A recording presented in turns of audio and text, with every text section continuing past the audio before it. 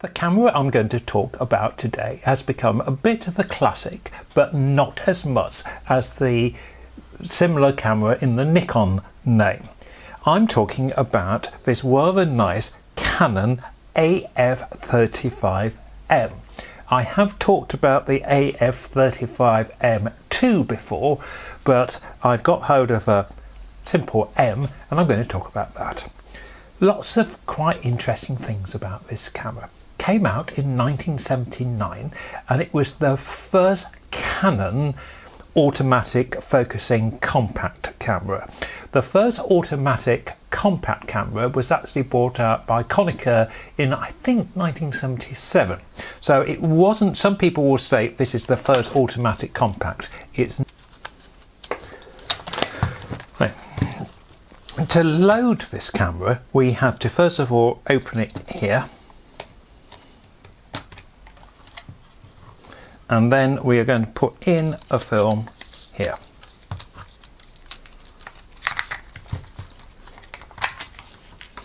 And what is slightly different to the later compact cameras is I'm going to have to put the film leader into the slot here, like so. See, like that. Then, making sure that's securely down there, I can actually press the shutter and it will feed on. And I press it again. Right, and you can see that is firmly on. I'm just going to do it a third time. Right, and close. Now, later automatic feeding cameras were far simpler, but this is fine. And we feed it on until we get to 1. Now, the top of the camera, we have the shutter release, the name of the camera, the AF automatic focusing 35, and I don't know what M stands for, could be model. And we have this button here for winding the film back when we've finished. Now, how do we take off this camera? Well, in one sense, it's very easy. It's a point and shoot. So I hold it up to the eye. Look at, in the middle, I've got a small semicircle, and that is my focusing point. I look at the center of the object and I press and it rhymes on. I've got a flash on here as well if I want to use flash, because there was a little red dot came up which said there basically isn't enough light. With the flash on now, when the flash is ready, the red light goes. Now, so very straightforward point and shoot. But what happens when I'm focusing on an object, for example, a couple, and there's a space in the middle, and the camera focuses on the space behind them instead of on them? Right, so what I'm talking about now is, does this have the facility to preset the focus point? Well, it does.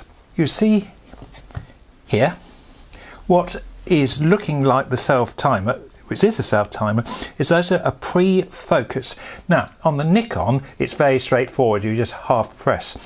But on here, you have to pre-focus if you want to change your focusing point. So you bring that down there.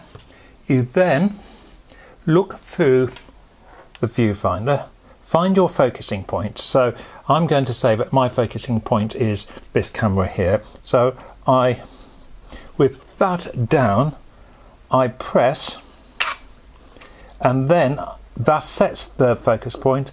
Then I move to if I want to move the camera but keep that in, and that will then take. I will illustrate that again. This time I will do it on the camera down here. Right, so I've set that there. I'm first of all going to press it, set my focus point. What happens? Look what happens to the lens. And now that's frozen the lens, then I press it and we go back. Okay, hope that makes sense. And that is about the only setting on the camera. What is really nice about these is the lens is a 2.8, so it's a moderately fast lens. Because it's the focal length is fixed, we have quite a high quality lens. I have a feeling it's a 7-element lens. We set the ISO manually here at the top. It's not DX coded. DX coded means the camera will set its ISO automatically. This one doesn't. You have to set the ISA, as it was then called, there. We do have a filter mount here, which I think was missing on the later models. We have a flash control there. All very nice. The back of the camera, very straightforward. What I like this here, because that shows you when you've taken the photograph, you can see that the film mechanism is working, and the bottom, you have to press that when you are rewinding the film, and to rewind the film you do have to set it there. Hope that all makes sense. I think this is quite a classic camera. Because of the slight palaver with the pre-focus, and remember, you don't often have to pre-focus, but because of that, the Nikon seems to be a far popular camera, and the Nikon can easily go for up to £200 and £250 now, where these are still very moderately priced, and I've seen them on eBay for £20–30 quite easily, although you can pay more for them. But as always, I wonder how it worked when I actually took it out. Let's find out. It was a moderately bright October day when I went to the wonderful village of Corfe, where it has this new engine on the Swannish to Wareham Railway, and this is the really quaint little station. Now, the great thing about this camera is its quick response. You basically just press the shutter and it takes. The focusing was far faster than I thought, and I thought I might have some focusing issues, but to be honest, I didn't. I was using a couple of other cameras at the same time, and I could switch between cameras quite easily. The camera, as I said, was a real joy to use.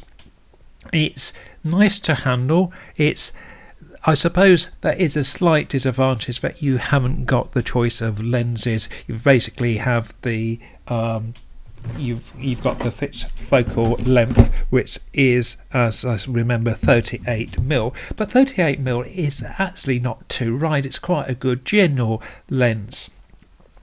But the advantage with having the fixed focal length is the quickness of the camera and the fact it's a 2.8. Once you get into a zoom element of glass, lenses slow down, and actually you want the lens to be quick, you want it to be fast, you want it to work well, and all the things this camera did.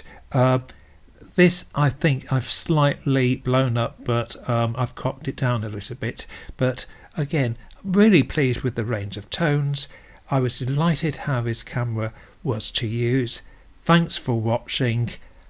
Bye for now.